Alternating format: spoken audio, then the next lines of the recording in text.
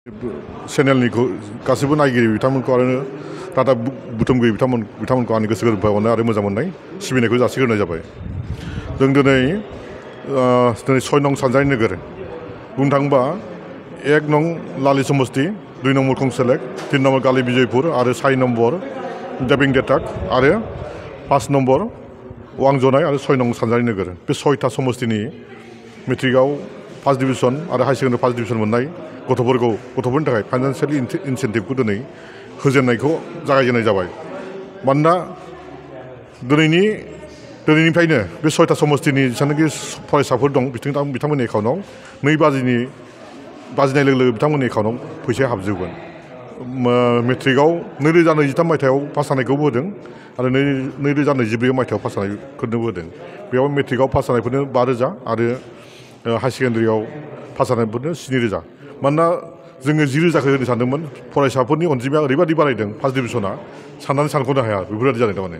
जोंनि सानजारि नोगोरावनो दासिम बुंनो थाङोबा माखासे गथ'फ्रा फर्म साबमिट होस्लाबनो हायाखै बिथांमोननिखौ उनाव होनाय जागोन। दासिम होनाया 86 गथ'फ्रा साबमिट होनाय जादों बिथांमोननि एकाउन्टआव दिनै जायना सुद्ध दं बिथांमोननि एकाउन्टआव हाबजोबगोन आरो बिदिनो। सिगांफ्रावथ' बोसोर गिदिंलायोमोन देग्लाय साबमिट होनाया खालमासि हाबोमोन। दा जोंनि चिफ सारनि दैदेननायाव आरो जोंनि शिक्षा मिनिस्टार डक्टर रनज पेगुनि माबानायाव बोसोनाव बे खामानिखौ मावनाय जादों। दिनै 6था समस्तिया हाबगोन गाबोन 7 नम्बरनिफ्राय 7निफ्राय लानानै 12 नम्बरसिम बेवहाय आंबो गाबोन गुबुन समस्तियाव मुक्तियार समस्तियाव आं गाहाय आलासि जानानै थानांगोन। दिनै बिथां देबरन्जन मराङा जोंनि सानजारि नोगोराव फैदों।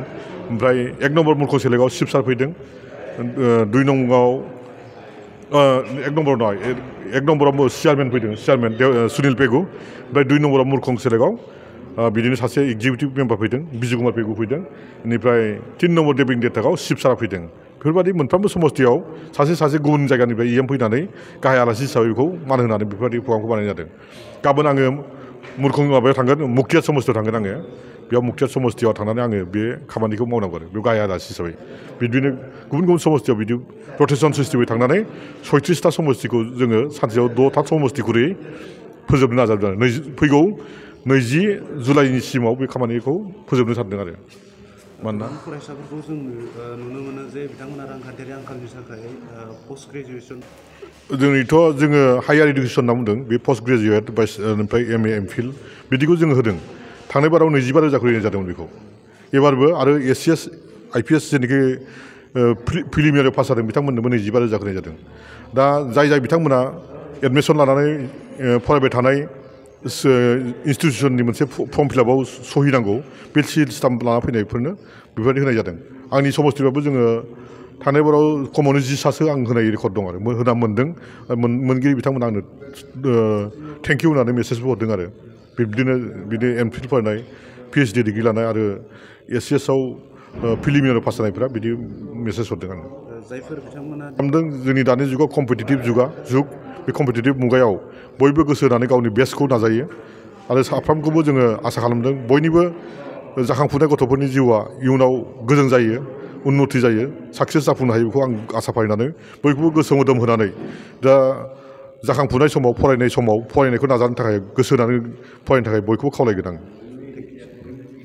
মিচিং ছাত্ৰ শিক্ষিত পৰিষদে